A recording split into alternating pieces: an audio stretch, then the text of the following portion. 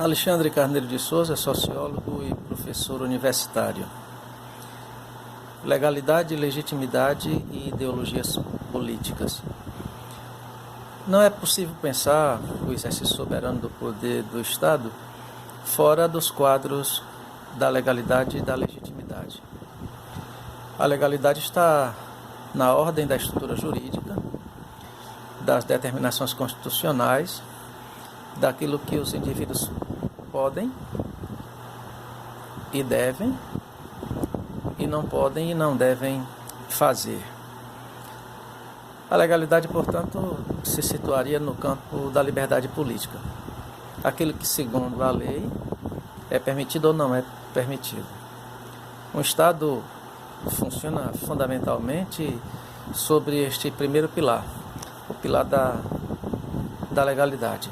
Quando nós falamos de legitimidade, nós estamos falando da anuência social, do sentimento do povo, da cobeligerância da sociedade em relação aos princípios perseguidos pelo Estado e às políticas praticadas pela gestão governamental.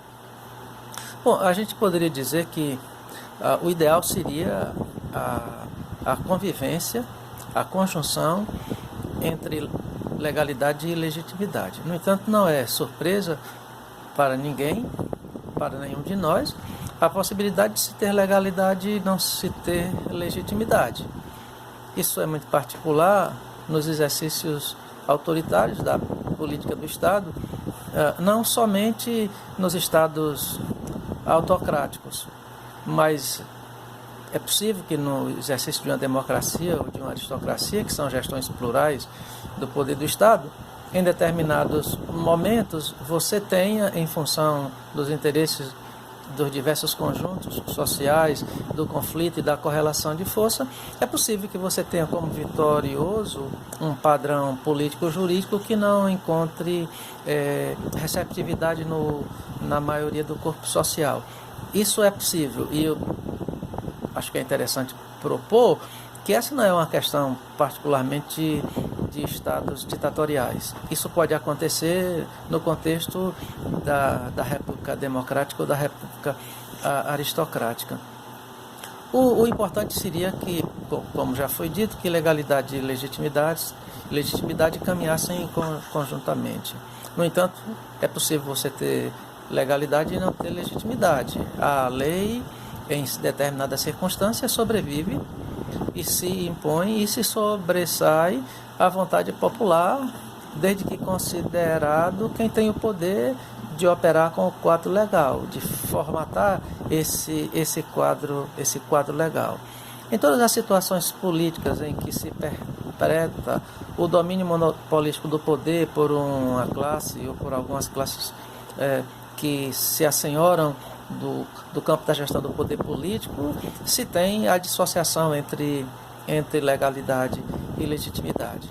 É também verdade que em determinadas circunstâncias, e eu diria que em momentos muito comuns, não raros, na história política, se ter legitimidade, mas não se ter legalidade.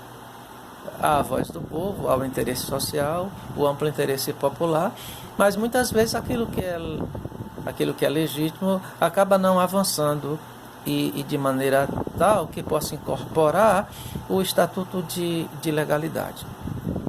Bom, na vida política de um Estado, nas relações políticas de cidadãos, dentro de uma sociedade política qualquer, é possível a existência de legalidade sem legitimidade e a existência de legitimidade sem legalidade. Nos dois aspectos, a despeito de que o fenômeno político é um processo e, portanto, em alguns momentos esses desencontros podem de fato ocorrer, mas mesmo considerando isso, no ponto de vista ideal, é fundamentalmente importante que a legalidade esteja sustentada no alicerce da legitimidade e a legitimidade seja viabilizada, seja concretizada em legalidade. Portanto, o exercício do poder soberano tanto depende dos trilhos da lei, da estrutura jurídica, como depende do sentimento social. Não há como pensar o exercício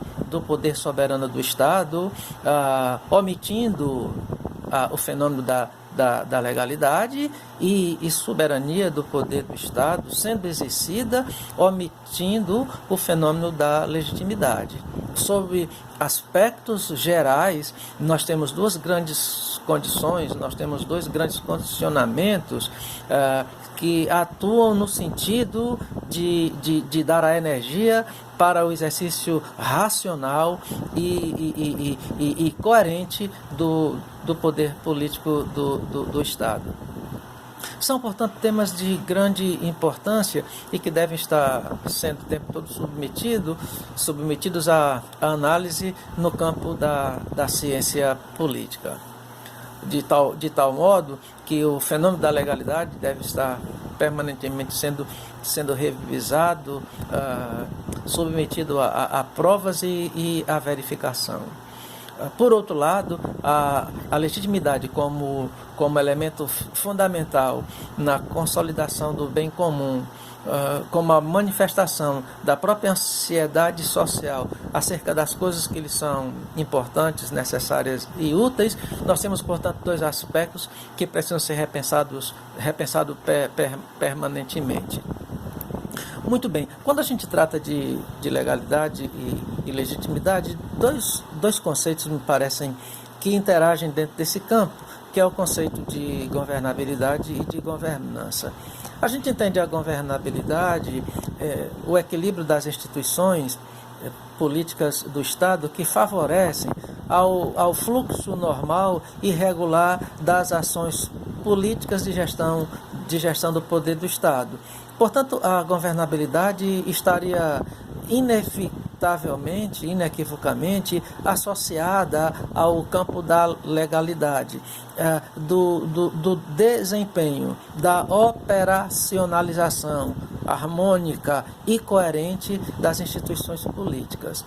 A governança está no campo da satisfação dos projetos e das políticas públicas praticadas pelas ações de governo. No entanto, recentemente, a concepção de governança também vai agregar o sentido de que as demandas sociais estão muito além e sobrepujam as condições da ação política do Estado. Portanto, o Estado, por si só, em função do aumento e da complexidade das demandas sociais, é incapaz de ele só, por si só, prover o atendimento dessas demandas.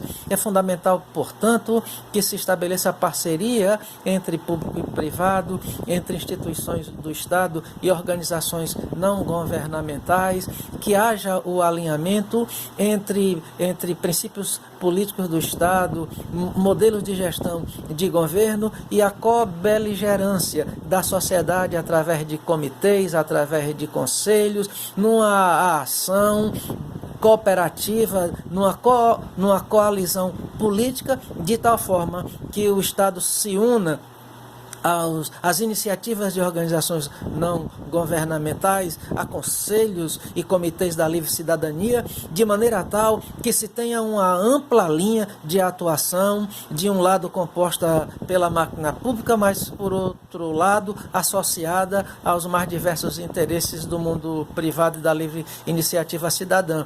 Quando nós tocamos nessa questão, nós estamos tocando no tema da governança. Bom, dito isso, então, vale a pena a gente propor novamente a questão que nós iniciamos. O desenvolvimento da soberania política do Estado é ineficaz, ausentes de uma consciência acerca da estrutura legal e acerca da consciência da importância da legitimidade das ações do Estado. As ideologias políticas têm tudo a ver com essa questão que nós estamos propondo.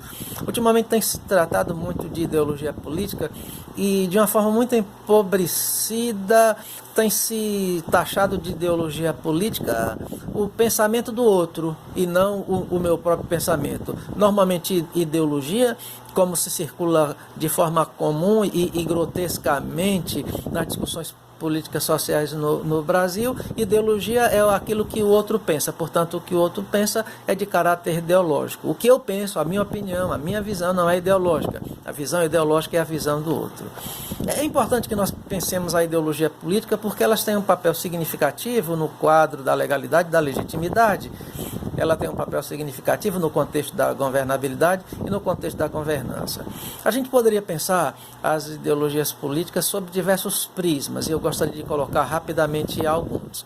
Em primeiro lugar, destacar a importância das ideologias políticas na estrutura e no fortalecimento da vida social. Não existe sociedade sem ideologias. Por quê?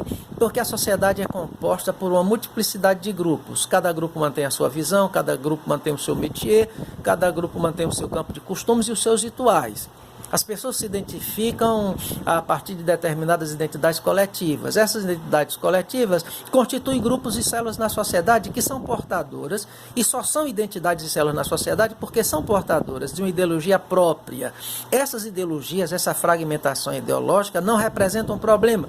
Muito pelo contrário, constitui a pluralidade e a riqueza necessária à vida da sociedade organizada. Esse é um aspecto significativo e positivo, porque as ideologias decorrem dos grupos sociais, dos segmentos sociais, novos e velhos, pretos e brancos, patrões e empregados, sindicalistas, cooperativistas, portanto, todos os grupos relacionados à arte, à cultura, às profissões, ao poder público, à iniciativa da sociedade civil, todos esses grupos interagem e constroem a pluralidade e a riqueza social. Cada um desses grupos sustentando a sua ideologia. Esse é o aspecto positivo que não pode deixar de ser considerado. Qual é o aspecto negativo das questões ideológicas? É a questão do monopólio. É quando uma ideologia tenta controlar as outras e minar a legitimidade das demais e se impor, sendo uma visão particular de mundo, como se fora uma visão universal, impondo essa visão aos demais grupos da sociedade. Essa seria a conotação negativa da ideologia na perspectiva do monopólio. Para que nós entendamos as ideologias políticas, é fundamental que nós insiramos essa discussão dentro de um quadro maior e que nós pensemos o tema dos movimentos políticos. Isso porque um movimento político só pode ser considerado como tal se 4 prerrogativas forem identificadas, se 4 critérios estiverem presentes. Para que se tenha um movimento político, é necessário que se tenha organização, que se tenha liderança, que se tenha adesão e que se tenha ideologia. A organização constitui um contrato, uma personalidade jurídica autorizada fundamentalmente pelas normas e pelas leis jurídicas do país. A liderança, diretorias que respondem passiva, ativa, judicial e extrajudicialmente pela organização. Um quadro de sócios que constitui a assembleia, que mediante o voto determinam as ações da diretoria e da organização. E, finalmente, as ideologias, que são doutrinas, filosofias e visão de mundo responsáveis tanto pela organização de uma agenda interna e de uma unidade de operação dos movimentos políticos, como para produzir uma imagem interna do grupo, no sentido de que esse grupo encontre o seu lugar no campo da gestão do poder social. É importante que nós pensemos ideologias políticas a partir da concepção de movimentos políticos, porque hoje me parece ser super necessário que se faça uma distinção entre manifestações políticas e movimentos políticos. Isso porque você pode ter uma manifestação política que não consiste em um movimento político. É, portanto, que se identifique quando se trata de uma manifestação política, quando se trata de um movimento político. Hoje se pratica muito no Brasil e se tornou bastante comum os panelaços. E evidentemente que nós temos aí uma manifestação política. Outros movimentos, como o movimento de donas de casa, se poderia mencionar dentro dessa área a marcha em prol da legalização da maconha, tratam-se de manifestações políticas e não de movimentos políticos. O que vai, portanto, distinguir manifestação política de movimento político endereça exatamente para essas 4 prerrogativas. Para que se tenha um movimento político, é necessário que se tenha organização, liderança, adesão e ideologia. Às vezes as manifestações elas incorporam uma ideologia, mas lhes falta organização, lhes falta liderança, às vezes um quadro formal e juridicamente constituído de membros e de sócios. Me parece que essas 4 prerrogativas nos permitem entender quando nós estamos diante de uma manifestação política e quando estamos diante de um movimento político. Todo movimento político desemboca em manifestação política, mas nem toda manifestação política corresponde a um movimento político.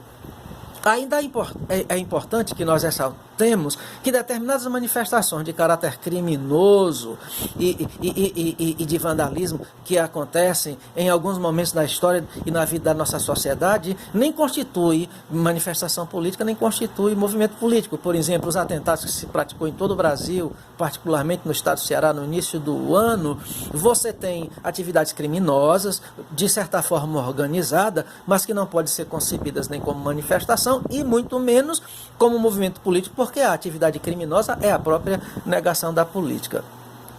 No domínio da ciência política, me parece ser extremamente interessante que nós reforcemos cada vez mais uma discussão acerca do legal e do legítimo e a importância da intercomplementaridade entre uma coisa e outra.